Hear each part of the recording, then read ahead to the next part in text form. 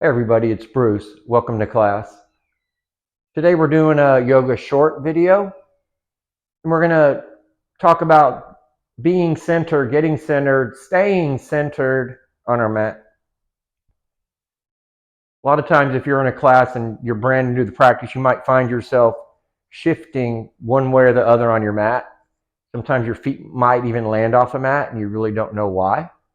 Hopefully this video will give you a couple of pointers, and once you've mastered this, it just becomes a part of your practice. Okay, we're going to start hands and knees. What I'm going to do first is I'm going to set up in the down dog, and I'm going to get as fairly centered on my mat as I can. So if we're off by like an inch or so, if you can see the visual, it's not that big of a deal. We want to limit the distractions on our mat, and if we're constantly shifted forward or back and then having to move back on our mat, that's a major distraction. Okay, so I'm going to come to a down dog. And I feel fairly comfortable setting up on my mat and being centered.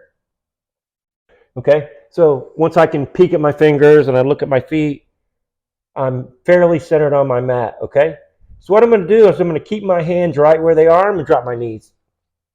Okay, now check out my yoga block here. Okay, this is going to be a guide for me if we're doing sun salutations, where the hands are going to land fairly close to, and then the feet are always going to line up pretty close behind that when we're walking up. Okay, so we're going to align the block we know where the hands go. Down dog should feel very comfortable.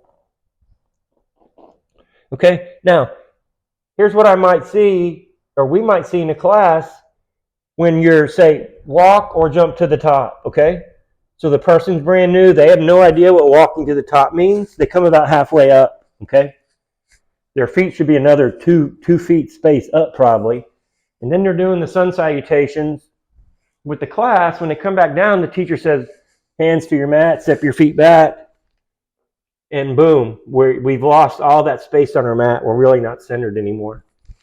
And it does make a pretty big deal to get the flow right in the mind and the body, not to have those distractions. Definitely distracting you away from the way you breathe. Okay, so ideally, if you're stretched out enough and you've been doing this a while, you might just be able to take one step up. You get fairly close, that's good, right? We do our sun salutation, and we got a guide to where our hands go, right? However, you have to get back to plank. Okay, we're still centered on our mat, pretty close. Back to down dog. Okay, now, you're not able to walk your feet up in one step each leg, okay? This might be something that we would see in a class. Walk to the top, the person's going to drop one knee. However, you got to get this foot up, right? Okay, if you have to come to fingertips, bring the other foot up, and you've made it, okay? That'll get better over time, maybe, depending on what kind of physical limitations we have. Regardless, you've made it to the top of your mat, okay? That's a success. And then however we make it back to high plank. Back to down dog. So, best case scenario, we just walk up. Do our sun salutation, okay? Or you might have to crawl. You might be behind the class a little bit at first. That's going to be okay. You can catch up. Okay? Either way, we're going to be centered on our mat mentally and physically.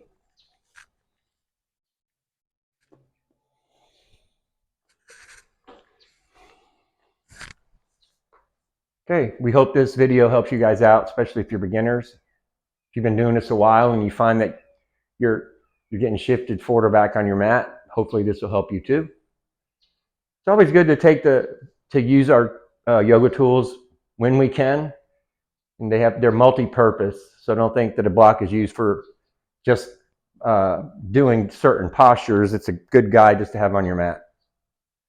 Until we meet again, peace, love, and namaste.